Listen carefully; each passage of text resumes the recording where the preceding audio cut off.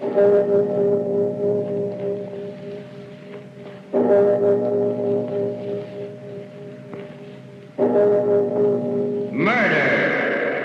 at midnight.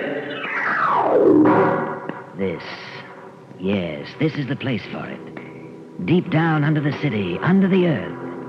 The concrete cold and damp as the stone of a mausoleum. The question is, which one of them shall it be? You, sir? You with the gray hair and the briefcase. Allow me to introduce myself. I am Death.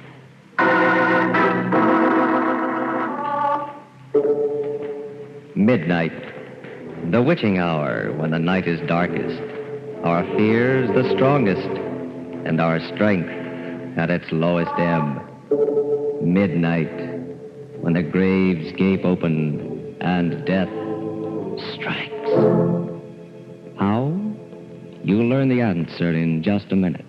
In The Man Who Was Death.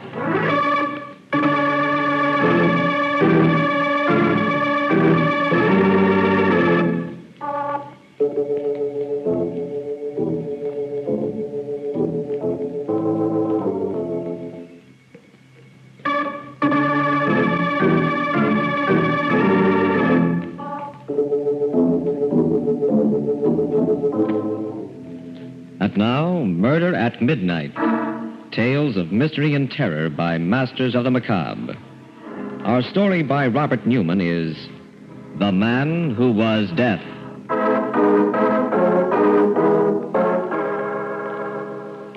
It's late afternoon in the studio of Jan Rolfe, the sculptor. The rays of the setting sun come through the smoke-filmed glass of the skylight at an angle, casting long, dark shadows on the dusty floor. His face intense, Rolfe stands before a more than life-size head of gray granite, cutting away some of the hard stone, then pausing to examine his work. It's still not right. I still haven't got it. And I don't know where I've gone wrong. The eyes, they would be brooding and half-closed. But shouldn't they be all-seeing? Let's try it. Who's that? Who's there? It's Aline, Mr. Rolfe. Aline Moffat. Aline? Oh, yes. Just a second.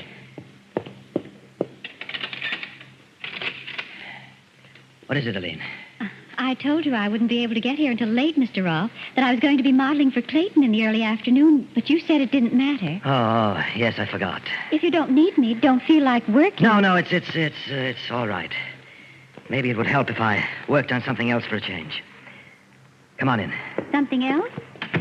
Oh, that head. Is that the first time you've seen it? Yes. You always kept it covered up before. It looks very powerful. Powerful, eh? Go on over to it, closer. Tell me who you think it is. All right. It's a man. Pretty big man. Man. I knew it wasn't right. But if that's all you get out of it... Where's that mallet? Mr. Rolfe, what are you going to do? This, I'm going to smash it! Almost 6 months' work, but... There! You know what that was supposed to be? Death! Yes. For centuries, man has been haunted and obsessed by the fate of death. I'm going to do something no artist has ever done before. Show mankind the face of death. Mr. Rolfe, I don't think I feel like modeling this afternoon. You're frightened. Why? I don't know. The whole idea of... You too. What I wanted to show was the beauty, the peace that lies in death. Death's strength and inevitability and... Wait a minute. I'll phone you tomorrow, Mr. Rolfe. I said wait. It's beginning to come to me. What was wrong? To do a study, portray something, you've got to understand it, inside and out. You've got to know how your subject thinks, feels, project yourself into it. To do a study of death, I've got to know all those things about him. I've got to become death. And that means... Mr. Rolfe, no, you can't. But I can, Aline, I must. How can I understand death, become death, if I don't kill?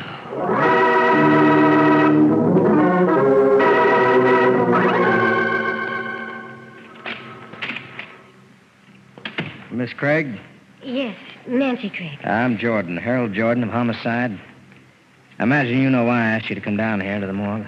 They said it had something to do with my roommate, Aline Moffat. Is she... If you think you can take it, we'd like you to make the identification. I think I can. Ah, good girl. She's right here under the sheet. Ready? Yes. Oh, Aline. How did it happen? And I'll cover her up.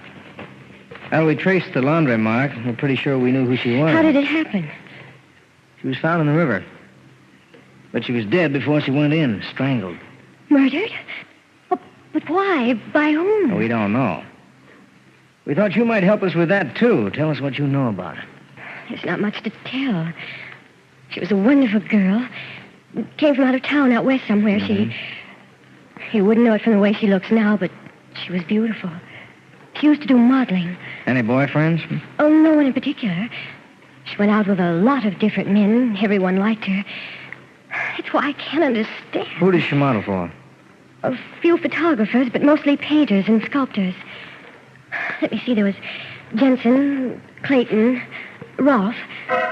As a matter of fact, I think she was posing for both Clayton and Rolfe.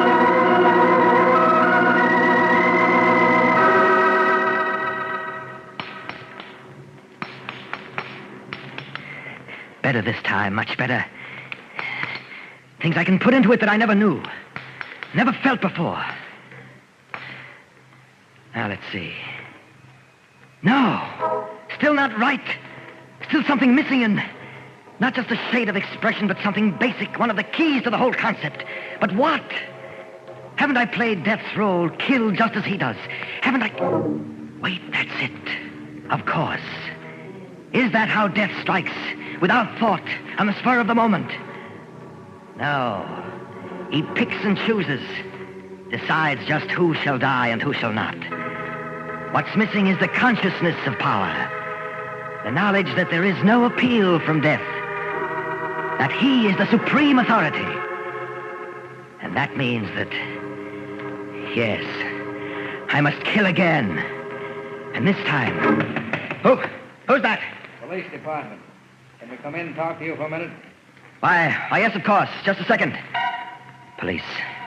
They don't know anything. They can't know. But I'd better cover this up.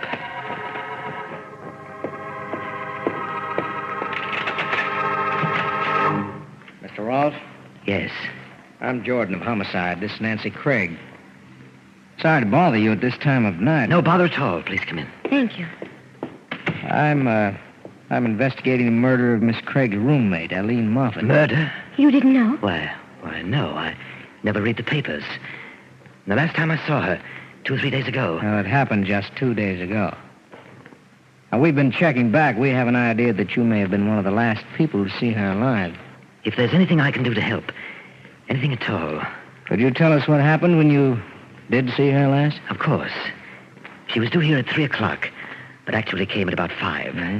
She said another artist had delayed her. Clayton, that's right. I had already started working on something else, and since she looked so tired, I suggested we call the whole thing off.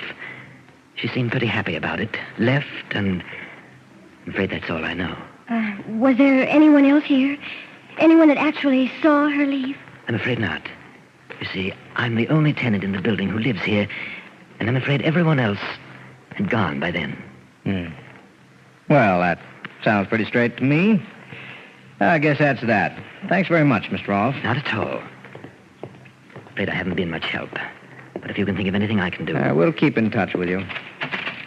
And in the meantime, well, maybe you should start reading the papers, just every once in a while, huh? Right.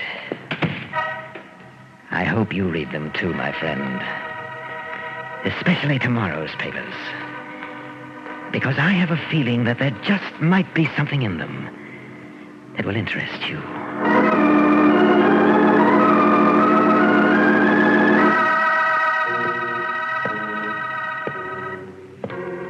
Night.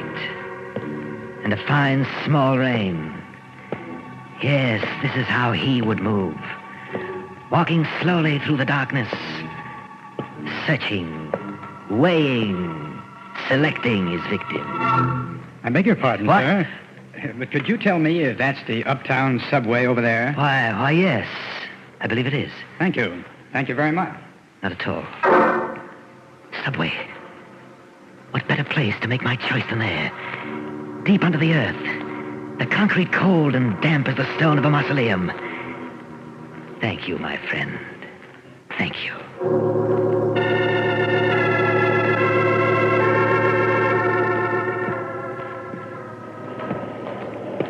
Yes, this is it. This is the place. The tunnel dark as a yawning grave. The platform edge like the verge of infinity. And this is how he must feel. Studying. Selecting. Which one of you shall it be? You, madam, with the worn coat and the draggled hat. Why are you looking at me like that? Do you know what's in my mind? Don't be afraid. It won't be you. You, young man, with the books and the glasses? No. Then what about... Yes. Down there at the end of the platform, my friend who suggested this. My prosperous-looking friend with the gray hair and the briefcase. Don't look up at the track so impatiently. A train is coming. But so am I. Good evening. I beg your pardon, sir, but I'm afraid... Oh, I didn't recognize you at first. Why, you're the chap... Directed you down here, yes. But I felt that you should know exactly who it was you spoke to. Allow me to introduce myself. I am Death. What? What do you mean? What are you doing to me? Let go! Let go!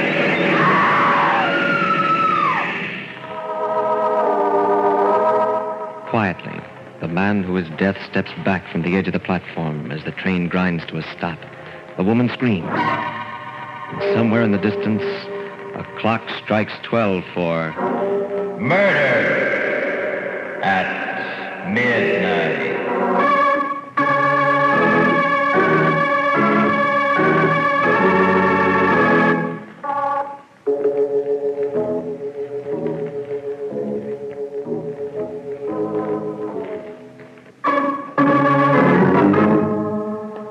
And now back to the story of The Man Who Was Death.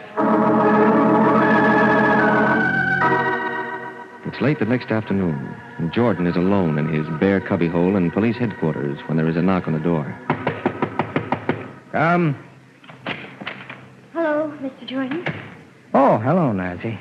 You don't seem very happy to see me. I am and I'm not. It's a nice change to have someone as pretty as you come down here. On the other hand... You haven't gotten anywhere with Aline's murder. No motive, no clue, no nothing.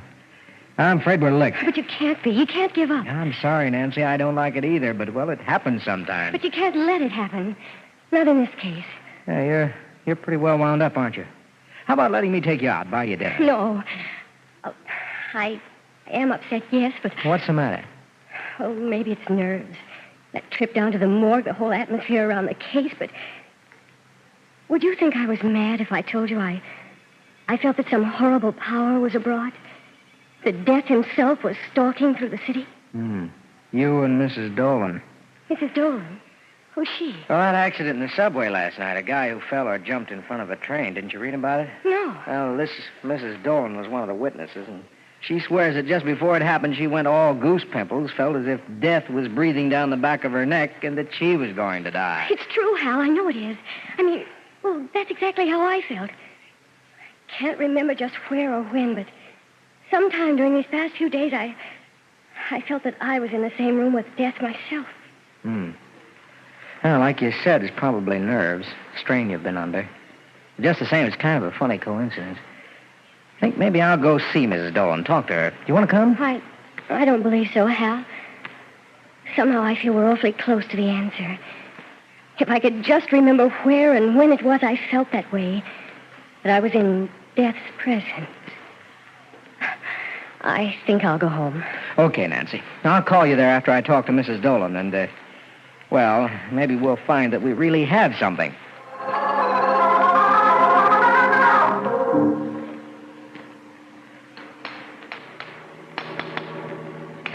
Just a little more off the cheekbones.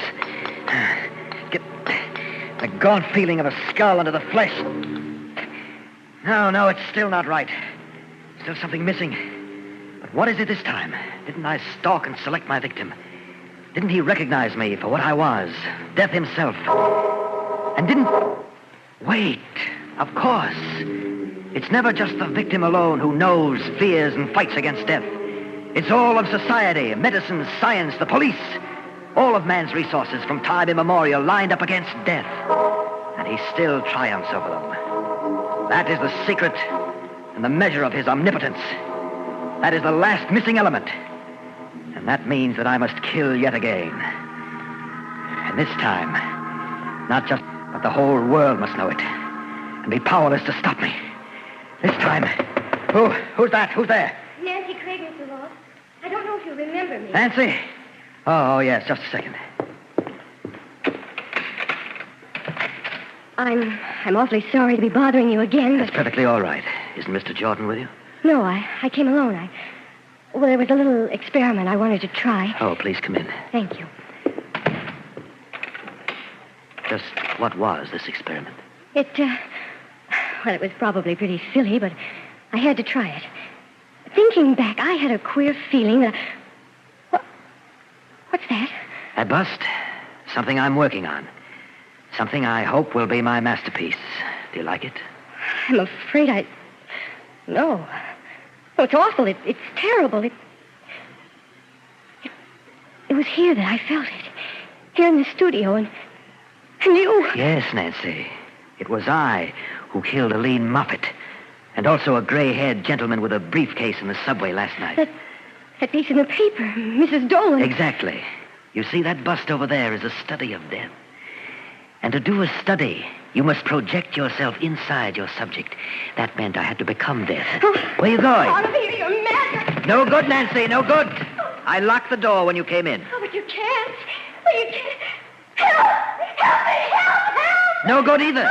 We're 5 stories up, and all the other tenants have gone. You came here at a very opportune time for me.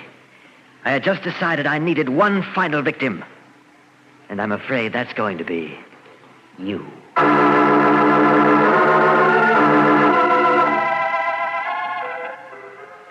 never forget it, Mr. Jordan. It was pretty late, about 12 o'clock, and it was raining.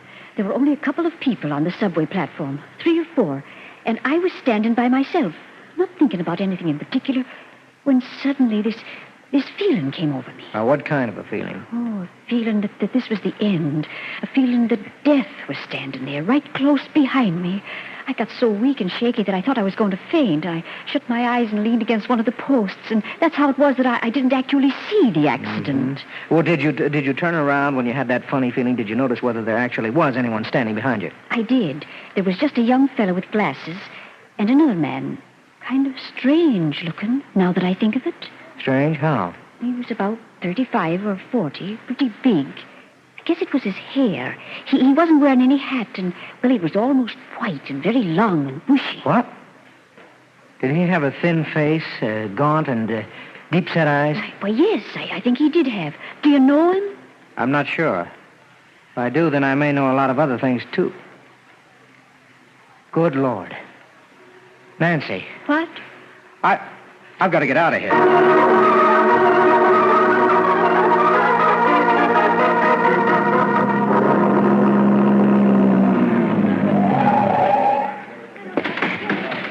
Just a second, young fellow. Where do you think you're going? In there. No one's going to... Hanrahan. Oh, there you are, Jordan. Where the blazes have you been? What do you mean? What's going on? A devil of a business. A lunatic in the top floor studio there. He phoned headquarters, asked for you. Said that he had a girl there that he was going to murder. Said that he wanted us to know, even though there was nothing we could do to stop him. We thought it was a gag at first. Well, what are you doing about it? Everything that can be done. I've got men all around the building. Up on the roof across the street, outside his door. Can't you break down the door? Sure, and finish her off quick. He said that if we tried it, he'd bash her brains out with that big hammer that he's working with. But there must be something. A Tommy gun from the roof across the street. He's got her right in front of him, so that if you got him, you'd get her too. I tell you, there's nothing, absolutely nothing anyone can do. You're wrong, Hanrahan. There's just one person. One thing that can stop him. What's that? Death.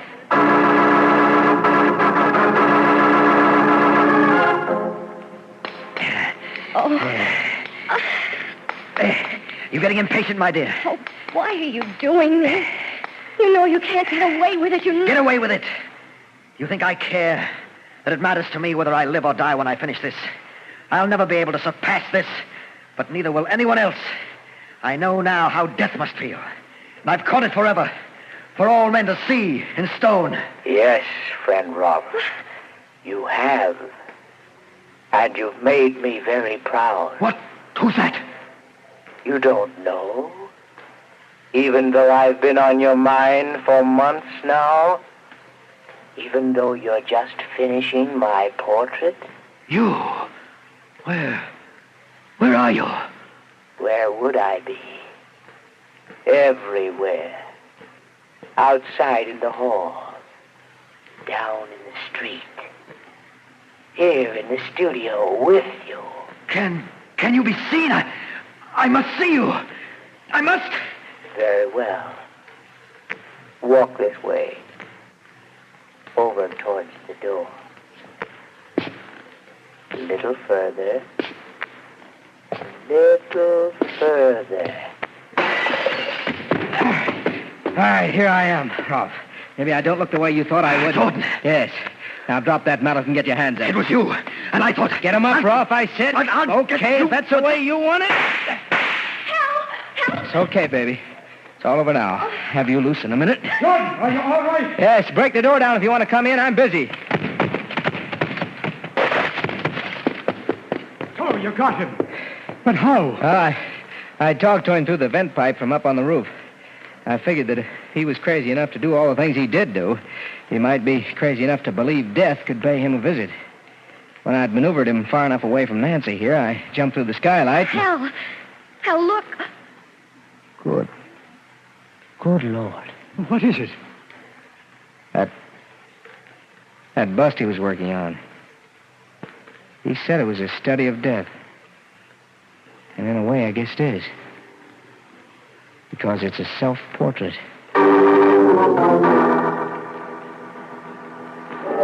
Two men and a girl staring down at the body of the dead sculptor lying next to his weird masterpiece.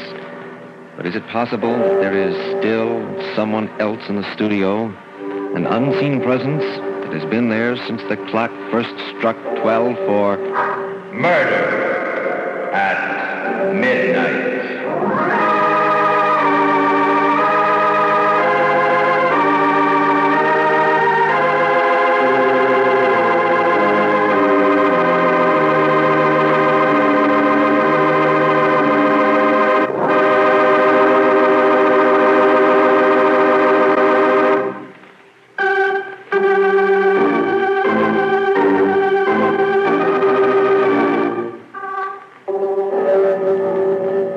Remember to be with us again when death walks through the darkened streets while the clocks strike 12 for murder at midnight. The part of Jan Rolfe was played by Frank Behrens. With music by Charles Paul, Murder at Midnight was directed by Anton M. Leader.